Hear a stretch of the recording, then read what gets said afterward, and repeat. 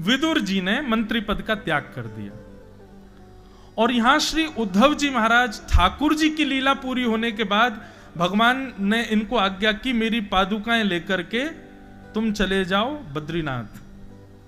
और बद्रीनाथ में आज भी श्री उद्धव जी महाराज विराज रहे हैं। दोनों भक्तों का मिलन, यहां वो मंत्री पद का त्याग करके आए थे, उद्धव जी पादुका लेके बद्रीनाथ जा रहे थे, दोनों का मिलन वृंदावन में हुआ।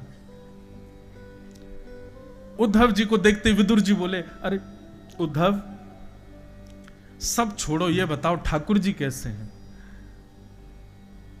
उद्धव जी के नेत्रों में आंसू आ गए, बोले कि विदुर जी ठाकुर जी तो लीला पूरी करके चले गए और अपनी पटके में से निकाल के भगवान की पादुका दिखाई, ये पादुकाएं हैं, इनको लेके मैं बद्रीनाथ जा रहा हूं। ये समाचार सुनते ही विदुर जी बहुत रोए। विदुर जी कहने लगे, उद्धव ठाकुर जी ने मेरे बारे में कुछ कहा, एक बार भी कभी उनको मेरी याद आई थी क्या? उद्धव जी बोले, मैं मुंह पर बड़ाई नहीं कर रहा हूं या तुमको प्रसन्नता हो इसलिए नहीं कह रहा हूं, लेकिन ठाकुर जी ने लीला पूरी करने से पहले भागवत धर्म का उपदेश दिया था। मैं, मैत्रेय मुनि और 3-4 कुछ और विद्वान भी वहां बैठे थे प्रभाषित क्षेत्र में। तुम विश्वास नहीं मानोगे विदुर, हर प्रसंग के बाद भगवान कहते थे, उद्धव अगर तुम 4-5 लोगों में मेरा विदुर भी यहां बैठा होता तो कितना आनंद आता ना। तुमको मेरा विदुर मिलेगा तो उसको तुम आज्ञा कर देना, वो मैत्रेय मुनि के पास चला जाएगा, मेरे द्वारा दिया गया ज्ञान मैत्रेय मुनि उसको देंगे। ये बात सुनकर के विदुर जी बड़े प्रसन्न हुए, ठाकुर जी मुझको याद करते हैं। तब श्री विदुर जी महाराज मैत्रेय मुनि के आश्रम हरिद्वार गए और हरिद्वार में उन्होंने जाकर के भगवान का अंतिम उपदेश भागवत धर्म मैत्रेय मुनि से सुना।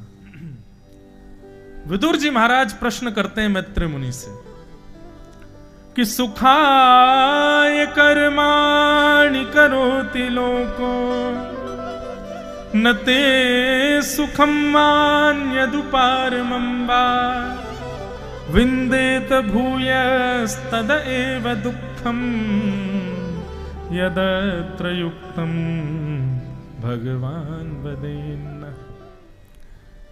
विदुर जी महाराज कहते हैं, प्रभु मेरा आपसे एक प्रश्न है। सुख की कामना के लिए सारा संसार दौड़ रहा है,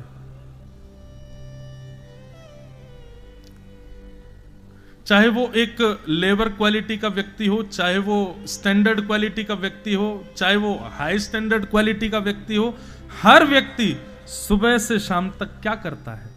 केवल और केवल सुख मिले ऐसा कर्म करता है। कोई ईंट उठाता है, 200 रुपए वेतन पाता है, उसमें चाहता है कि मुझे सुख मिले। कोई बड़ी बड़ी फैक्ट्रीज चलाता है, 200 करोड़ का टर्नओवर चाहता है, करता है, और उसके बाद भी क्या चाहता है कि मुझे सुख मिले। 200 रुपए और 200 करोड़ दोनों के व्यापार को करने वाले की कामना एक ही है, सुख। और एक और बात बताएं, दोनों को ही नहीं मिलता सुख, ना 200 रुपए कमाने वाले को, ना 200 करोड़ का टर्नओवर करने वाले को।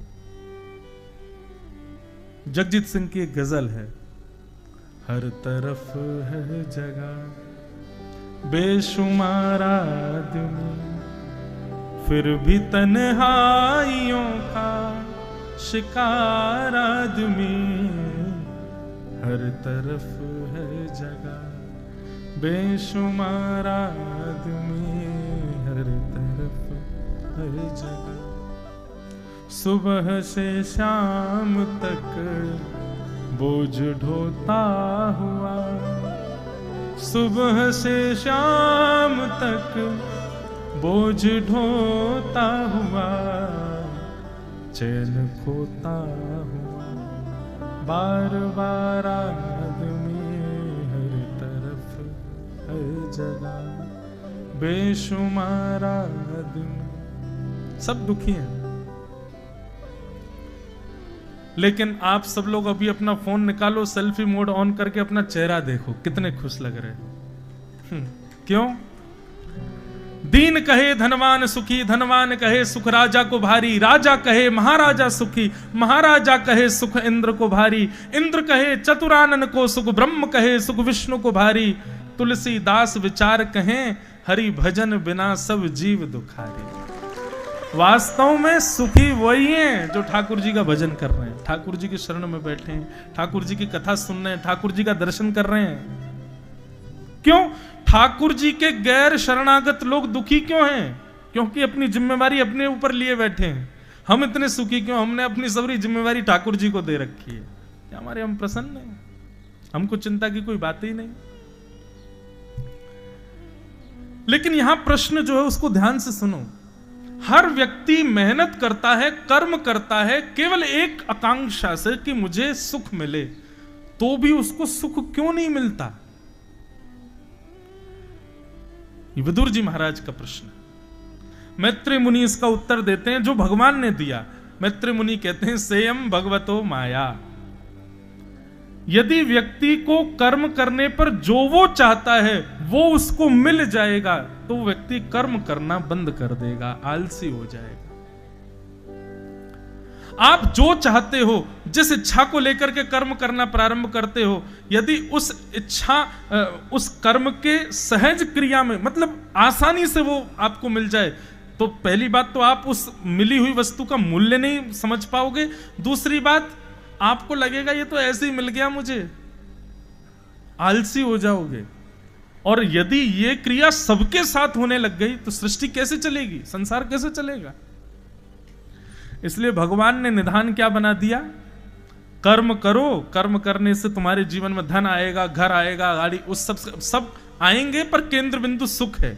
पर वो सुख ऐसे आता है जैसे गर्म लू चल रही हो और उसमें बीच में कभी ठंडी हवा छू करके चली जाए, ऐसे आता है सुख हमारे जीवन में।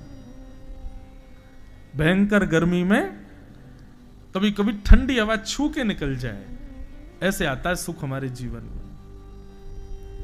ये भगवान की माया है। यहां सुख नहीं मिलेगा। दुखालयम शाश्वतम, पृथ्वी का नाम शास्त्रों में दुखालय है। आलय कहते हैं घर को, विद्यालय, कार्यालय, भोजनालय, ऐसे दुखालय। और उस दुखालय में चाहते हम सुख है। मतलब कोई भूखा व्यक्ति पुस्तकालय में पहुंच गया, लाइब्रेरी खकोर रहा है, बोले कहीं कचौड़ी मिल जाए कैसे मिलेगी? ऐसे दुखालय में सुख नहीं मिल सकता। दूसरा प्रश्न श्री विदुर जी महाराज कहते हैं, अच्छा भगवान एक बात बताओ, सब में भगवान है? बोले हाँ।